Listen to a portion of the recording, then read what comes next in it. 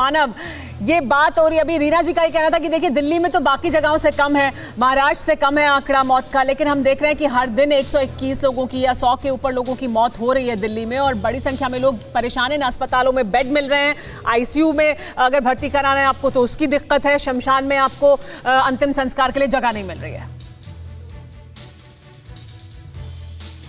सुमेरा, देखिए दिल्ली सरकार ये दावा करती है कि उनके पास अभी 8000 के आसपास जो कोविड बेड है, नॉर्मल जो बेड है वो अवेलेबल है।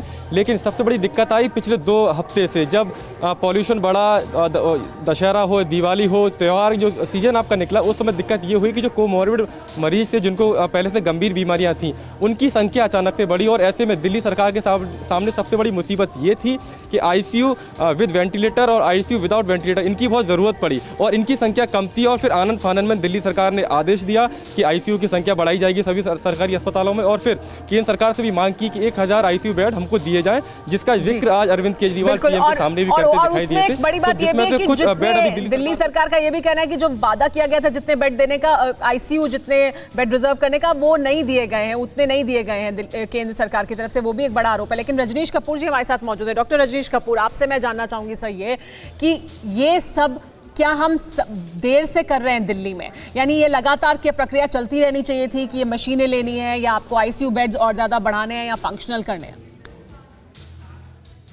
I think initially if we see the first 3-4 months, everything was falling in place and the government regulations were quite stringent, lockdown was very intense, तो वो सब चल रहा था।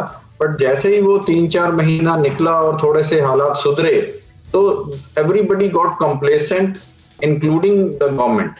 So that is the reason, because of this complacency, ये सब चीज एक डिसिप्लिन से बाहर निकलने लगा। लोग भी, then there was a festival season, lockdown पूरा चल भी नहीं सकता था।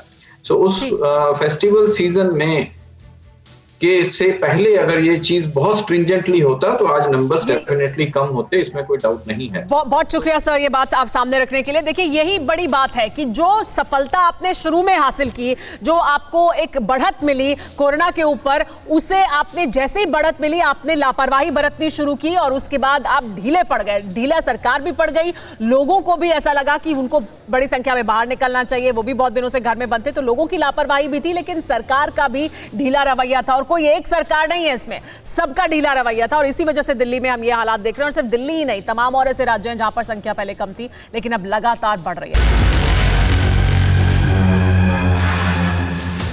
अड़ी सोमवार से शुक्रवार शाम 6 बजे सिर्फ TV9 भारतवर्ष पर।